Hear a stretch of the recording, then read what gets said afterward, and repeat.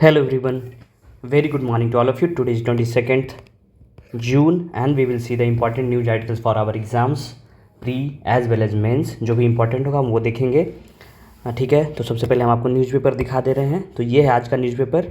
ठीक है, आजकल न्यूज़पेपर में ना हमारे एग्ज़ाम के लिए ना बहुत ही कम न्यूज़ आ रहा है, मतलब ना के बराबर.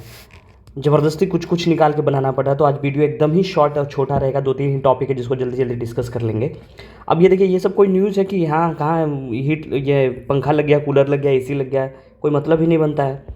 तो ठीक है, केजरीवाल जी की निकलने वाले थे तो उनको स्टे लग गया, ये कोई न्यूज़ है? मोदी जी सेल्फी ले रहे हैं, तो ये हमारे एग्ज़ाम के लिए है, ये न्यूज़ है, ये पॉलिटिकल न्यूज़ है. लेकिन हमारे एग्ज़ाम के लिए अगर बात किया जाए तो कोई मतलब का न्यूज़ नहीं है. ठीक है, तो आइए अपने स्लाइड पे आते हैं और जो जो इम्पोर्टेंट है वो देख लेते हैं. तो सबसे पहले यहाँ देखेंगे कि आरबीआई से एक न्यूज़ आ रहा है कि फूड इन्फ्लेशन जो है behind grudgingly slow pace of disinflation. कौन कह रहे हैं? दास साहब कह रहे हैं, शक्तिकांता दास. हुई थी, ये आरबीआई के गवर्नर हैं. और आरबीआई क्या करती है? मॉनेटरी पॉलिसी देखती है जिससे हम अपने यहाँ इन्फ्लेशन डिफ्लेशन जो होता है वो कंट्रोल करती है. तो मॉनेटरी पॉलिसी के मीटिंग जो हो रहा है उसमें ये बताया गया कि इन्फ्लेशन, जो फूड इन्फ्लेशन है, उसके कारण क्या क्या हो रहा है. तो आपको हमारे एग्जाम के लिए क्या ज़रूरी है? हमारे एग्जाम के लिए ज़रूरी है कि इन्फ्लेशन से रिलेटेड जितना भी टर्म है वो हम आपको डिस्कस कर दे रहे हैं ताकि आपको एक बार रिवीजन हो जाए. तो सबसे पहले हम बात करेंगे इन्फ्लेशन की. तो इन्फ्लेशन क्या होता है? इन्फ्लेशन किसको कहेंगे? किसी भी गुड्स में या सर्विसेज में जो उसका प्राइस में राइज होता है, गुड्स या सर्विसेज में जो उसका प्राइस राइज होगा ना, है ना, करस्पॉन्डिंग क्या? Decline in purchasing power. और परचेजिंग पावर क्या हो जाएगा? परचेजिंग पावर हमारा क्या होगा? डिक्रीज होगा. So when the price of goods and services will increase at the same time the purchasing power of people will decrease, then it will call inflation. अगर हम दूसरा बात करेंगे तो इन्फ्लेशन ना 2-3 तरह का होता है. आप लोग पढ़े होंगे क्रीपिंग, नाम से ही पता चल रहा है. क्रीपिंग का मतलब क्या होता है? रेंगना. तो रेंगता हुआ जो इन्फ्लेशन होता है उसको हम बोलते हैं क्रीपिंग इन्फ्लेशन. इसमें क्या होता है कि माइल्ड या मॉडरेट जो होता है इन्फ्लेशन होता है, जहाँ पे प्राइस लेवल जो है वो परसिस्टेंटली राइज करेगा over a period of time. बोले माइल्ड रेट, धीरे धीरे रेट करेगा. मतलब सिंगल डिजिट में जो अगर इन्फ्लेशन हो रहा है ना, सिंगल डिजिट इन्फ्लेशन, धीरे धीरे धीरे धीरे उसका ग्राफ ऐसे धीरे धीरे इस तरह चढ़ेगा. सॉरी, यहाँ पे तो एक्सपोनेंशियली बढ़ गया, इस तरह धीरे धीरे धीरे धीरे चढ़ेगा. तो क्रीप करते हुए, रेंगते हुए जो जो इन्फ्लेशन बढ़ता है, महंगाई बढ़ता है, उसको हम बोलते हैं क्रीपिंग इन्फ्लेशन. दूसरा एक होता है, आप सुने होंगे, गलोपिंग. ठीक है, ग्लोपिंग इन्फ्लेशन. इसमें क्या होता है कि जो माइंड इन्फ्लेशन होता है इज नॉट चेक्ड और कंट्रोल इन्फ्लेशन, है ना. तो ये डबल डिजिट, ट्रिपल डिजिट में जो हो जाता है, जैसे 20%, 100%, 200%, इस तरह का जो एनुअली इन्फ्लेशन बहुत ज़्यादा बढ़ जाता है उसको हम क्या बोलेंगे? गैलोपिंग. और तीसरा जो होता है वो होता है हाइपर इन्फ्लेशन. हाइपर नाम से ही समझ में आ रहा है, हाइपर बहुत ज़्यादा बढ़ जाना, हाइपर इन्फ्लेशन. हाइपर इन्फ्लेशन में क्या होता है कि प्राइस राइज जो है वो मिलियन में चला जाएगा और इवन ए ट्रिलियन परसेंट में.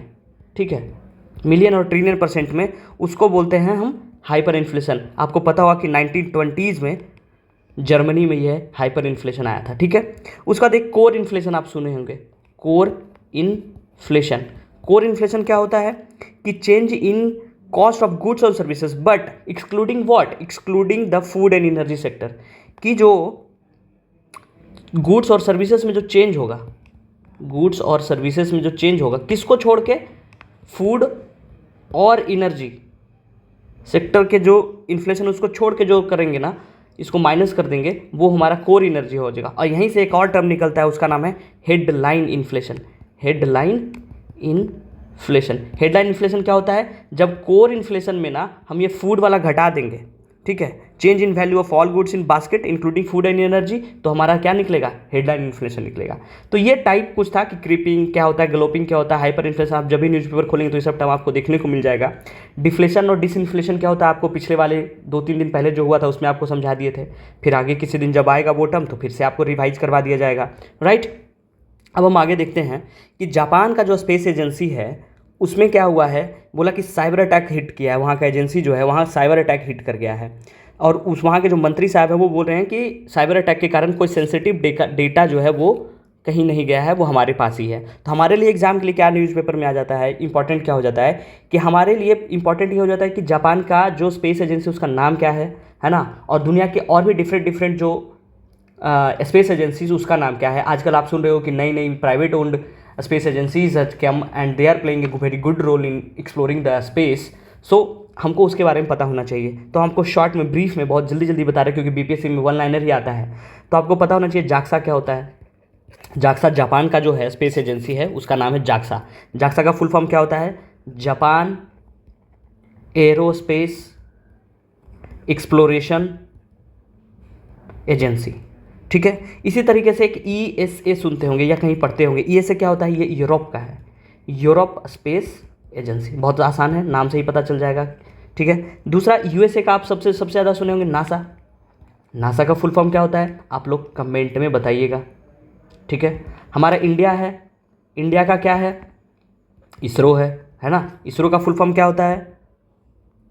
क्या होता है? Indian space research organisation. ठीक है, आप नासा का बताइएगा।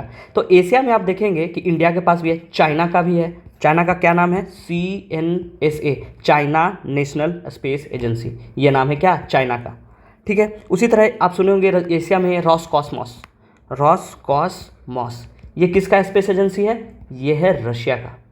ठीक है, रशिया का जो रॉसकॉस्मॉस हुआ था जब ये इंटीग्रेटेड रशिया हुआ करता था,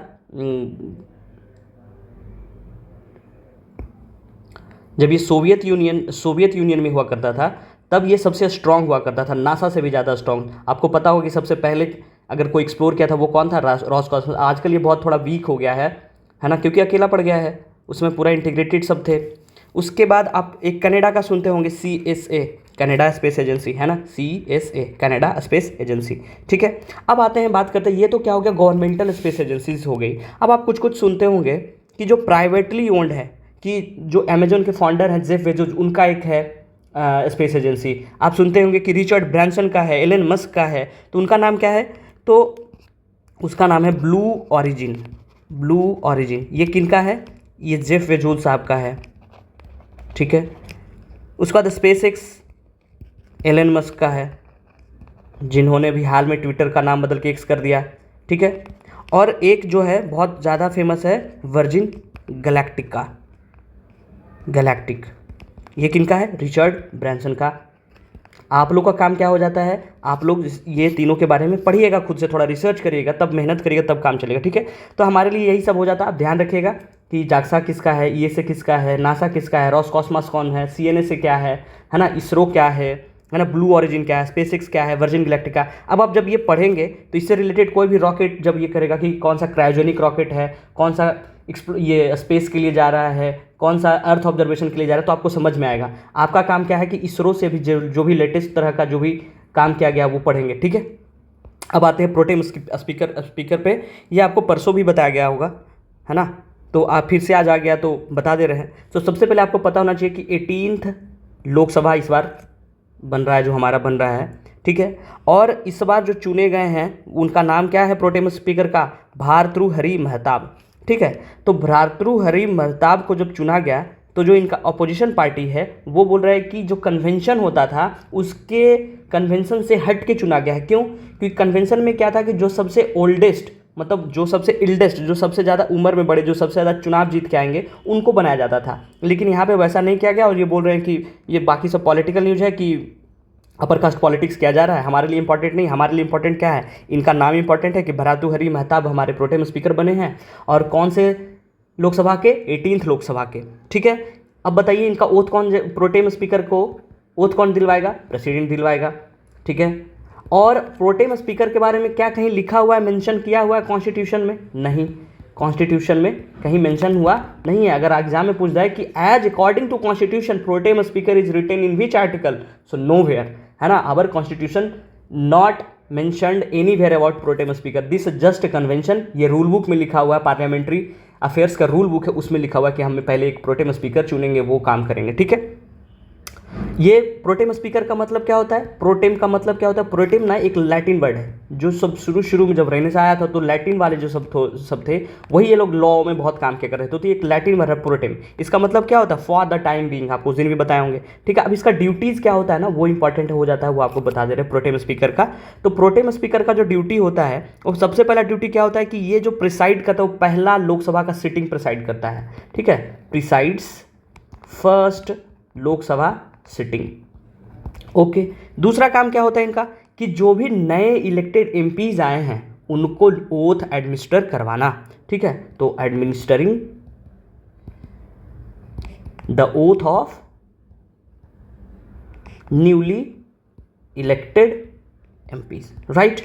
उसके बाद तीसरा काम क्या है इनका कि बाय द वे अभी जैसे ही पहला सिटिंग हुआ और अपोजिशन क्या बोल दिया, फ्लोर टेस्ट के लिए बोल मांग कर दिया कि हमको फ्लोर टेस्ट चाहिए, तो फ्लोर टेस्ट भी कौन करवाएगा, हमारा प्रोटेम स्पीकर ही करवाएंगे फ्लोर टेस्ट, ठीक है, कि कंडक्टिंग फ्लोर टेस्ट। और the last but not the least, holding the vote to elect the speaker and deputy speaker, कि डिप्टी स्पीकर और डिप्टी स्पीकर का जो चुनाव होगा वो कौन करवाएगा, वो प्रोटेम स्पीकर ही करवाएगा। और जब वो चुन लिए जाएंगे तो अपना जो पोस्ट है स्पीकर का वो उनको क्या कर दिया जाएगा, ट्रांसफर कर दिया जाएगा, और फिर इनका कोई काम नहीं रह जाता, नल एंड वाइड हो जाएंगे, ठीक है। अब आते जापान का हिट फिर से हो गया, ये तो अभी था ना, अच्छा ये लोकेशन बताना होगा, ठीक है, अभी तो इसको डिस्कस किया ना हम लोग। तो प्लेसेस इन न्यूज़ में फिर से जापान हम लोग देख लेते हैं। तो आप लोगों को जापान के बारे में पता होगा कि पहले ये जापान का मैप है, पहले हम वर्ल्ड मैप देख लेते हैं कि इंडिया से जापान किस तरफ है। बहुत सारे नए बच्चे आते होंगे, उनको पता ही नहीं होता कि जापान इंडिया से किस तरफ है। तो ये हमारा प्यारा भारत महान हो गया, और यहाँ से ये देखेंगे तो ये जो एरिया है वो जापान है। जापान क्या है, जापान एक आर्कीपिलागो कंट्री है। व्हाट इज आर्कीपिलागो, आर्कीपिलागो का मतलब क्या होता है, ग्रुप ऑफ आइलैंड। जब ढेर सारा आइलैंड जो होता है, सपोज ये मान लीजिए बहुत सारा आइलैंड है, ये ग्रुप ऑफ आइलैंड जब होता है उसको हम क्या बोलते हैं, आर्कीपिलागो बोलते हैं। लाइक इंडोनेशिया है ना, जो कि वर्ल्ड का सबसे लार्जेस्ट आर्कीपिलागो है। तो same like that Japan is a island country, but at the same time we can say it's archipelago country. Island country तो है लेकिन ग्रुप ऑफ आइलैंड है, and the group of island is called what, archipelago. So Japan is a archipelago country, ठीक है। तो इसमें mainly जो है, ऐसे तो थाउजेंड्स ऑफ आर्कीपिलागो है, ये आइलैंड्स है जापान का, लेकिन मेनली 4 आर्कीपिलागो है, ये सॉरी आइलैंड है जो इंपॉर्टेंट है जापान के लिए, ठीक है। जिसमें कौन कौन सा आते हैं, Hokkaido, Honshu, Kyushu and Shikoku, ठीक है। जापान का जो 4 आइलैंड है मेनली, तो यहाँ पे आपको दिखाते हैं, ये एक आइलैंड, ये दूसरा, ये तीसरा और ये चौथा, ठीक है। तो ये जो है, ये इसका नाम है होकाइडो, ठीक है, ये है होन्शु, ये है क्यूशु और ये है शिकोकू, ठीक है। ये 4 आइलैंड है जो जापान का इंपॉर्टेंट, जिस पे पूरा जापान बसा हुआ है, ठीक है। अब आपको इसमें ये बताना है कि जो टोक्यो है, वो जो जापान की क्या है, कैपिटल है, वो कौन से आइलैंड पे है, ठीक है। वो सबसे बड़ा आइलैंड है, उसी पे टोक्यो है, ठीक है, टोक्यो शहर जो है। और आपको एक चीज़ और बताना है कि जापान के प्राइम मिनिस्टर कौन है, prime minister of Japan, comment box में बताइए। बाकी आज का न्यूज़पेपर में यही सब था। Thank you so much, okay, tata, bye.